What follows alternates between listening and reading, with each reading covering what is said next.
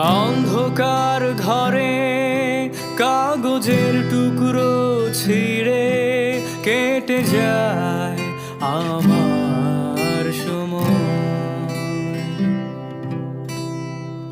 তুমি গেছো চলে, যাওনি বিস্মৃতির অতলে, যেমন শুকনো ফুল বউয়ের মাঝে রয়ে যায়।